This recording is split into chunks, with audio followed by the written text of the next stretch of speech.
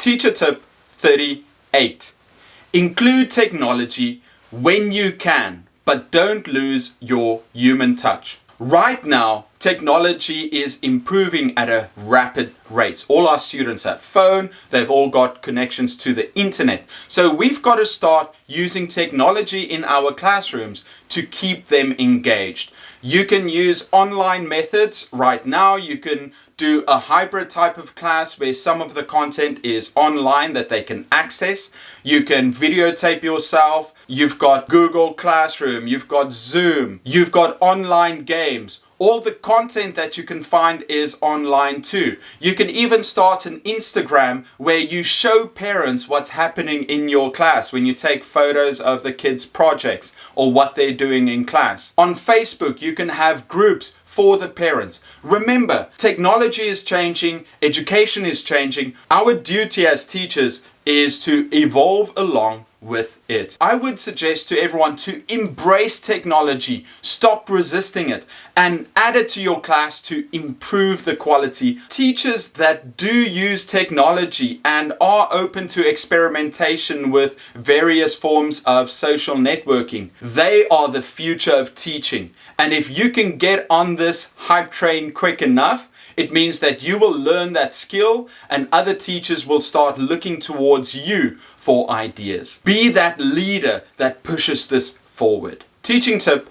39. Be mindful of sensitive topics. There are some taboo topics when it comes to teaching, especially younger learners and even up into high school. They can include politics, drugs, swear words, alcohol. There are teachers that specialize in teaching it, but if you teach a different subject, do not go into these topics because a lot of teachers have gotten into trouble by pushing these issues. I recently heard the story of a teacher that taught their kids about swear words. One of the kids took a picture, showed their parents, and that teacher got fired. I don't want to scare you because a lot of students come to you and they ask questions, but you've got to be smarter about how you approach these sensitive topics. Most of you will be relatively new teachers, so avoid these topics if you can. Tell the students, listen, that's a sensitive topic. Perhaps go and speak to a counselor about it. Remember, if a student is in trouble, you should lead them and help them and put them in the correct way, but protect yourself and your integrity first.